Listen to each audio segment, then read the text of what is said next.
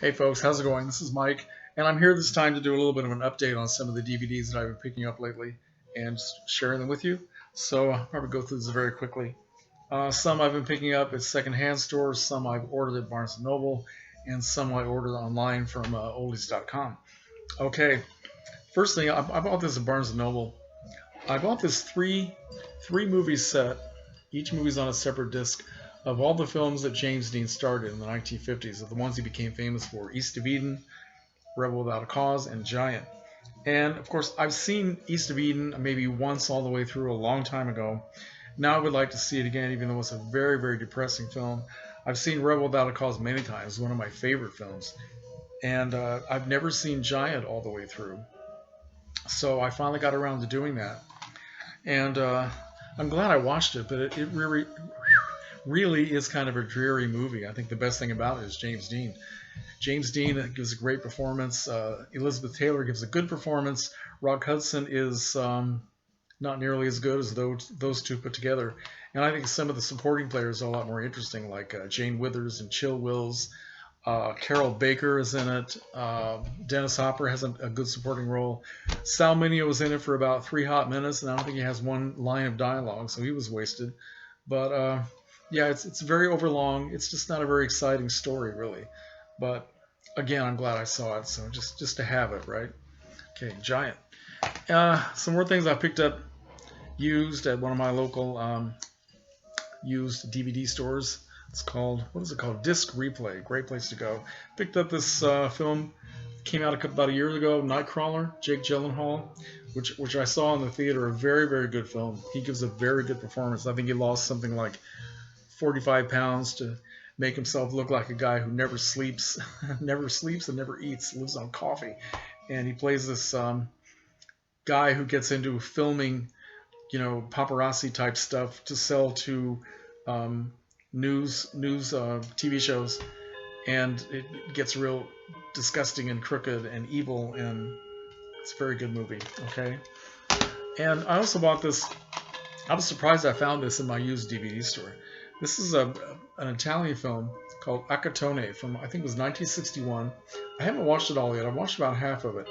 Directed by Pier Paolo Pasolini, and I'm very curious about this. I've only seen a few things by Pasolini, but I was very surprised that I found this. Every once in a while you find something really amazing that you were not expecting to see. So I'm very happy to have that. I also bought a copy of Apocalypse Now, which is the Redux edition. And I was thinking, I know I've seen part of this film, and it's been way back in the 70s or 80s, and I honestly don't remember if I ever saw all of it. I think I just saw part of it. So now I want to sit and watch all of it when I have a very long evening with nothing else to do.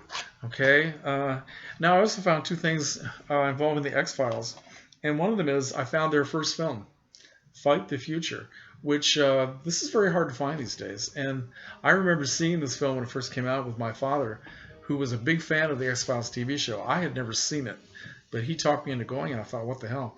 And I found myself enjoying it immensely. It's a very good movie. Still didn't convince me to watch the X-Files until many years later. Now I'm starting to watch it. Which brings me to this. I found season 6 of the X-Files in a bin at a truck stop, and it was only $10, so I wasn't going to pass that up. And so I had the first 5 seasons, and now I have season 6, and really started to enjoy the X-Files. Although I think I'm in season 2, and I'm having I just have so many other things to do. I just don't get a chance to sort of binge watch the X-Files. But every once in a while I do put it in, and it's really a good show. Okay, so some of the things I picked up recently from a big sale at oldies.com. I picked up this collection of films by William Castle. Okay, now I did my video last night about my top 5 favorite ghost movies, and one of them was 13 Ghosts, and that is on this collection. Of course, I already have that, and the other ones I don't own. The only other one I've seen is Homicidal, which I think I saw on TV years ago, but I never owned it. That's one of Dave Koenig's favorite movies. It also contains 13 Frightened Girls, Mr. Sardonicus, and The Old Dark House. So, big fan of William Castle. I always heard that The Old Dark House remake was pretty bad, but I don't know, I'm kind of curious to see it. I couldn't pass this up. It's only 12 bucks, right? Okay, I also bought a film I've never seen, Sling Blade by by and starring Billy Bob Thornton. I've always heard great things about this. I don't know why I never got around to seeing it. It was very cheap, so I thought I would go ahead and buy it.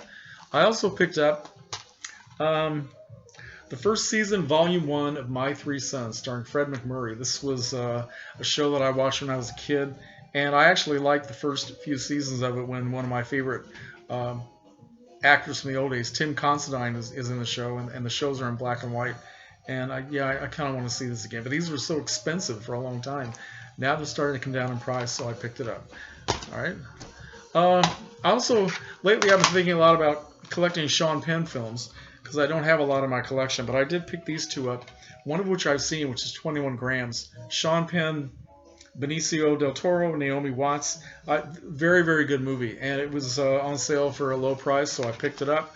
I also picked up one I've never seen, Bad Boys. What year was that made? It was made in 1983, so Sean Penn was really young. This has Renny Santoni, Isai Morales, and Ali Sheedy. Okay, so that'll be fun to watch. And I also picked up a couple of low-budget, obscure B movies because they star an actress that I like, and then I've developed a real interest in. An actress named Anne Savage, whom you might remember, if those of you who know about this classic film noir from 1945 called Detour, she was the star of that film. She played the evil character, the ultimate film noir femme fatale. So she made a lot of B movies back in the 40s and up into the early 50s, and a lot of them, I mean, they're just never heard of. They're never shown anywhere. But oldies.com has some of them. So I already have one. It's called Midnight Manhunt, which is about maybe 65 minutes long. So I picked up another couple of things just because they have Anne Savage. One is a Western called Renegade Girl, and the other is this little quickie mystery called Scared Stiff, Anne Savage and Jack Haley. So I'm kind of looking forward to that. And I guess that's all I have. No, I have one more thing. Hang on. Don't move. Okay, this is a gift I was given by a very good friend of mine, a guy named Thomas McCaskey, who was one of my Star Trek friends. We also know each other on Facebook. And every once in a while, Thomas sends me a gift. He has an account at Amazon. And sometimes when he buys something, he just goes ahead and buys another one and he sends it to me.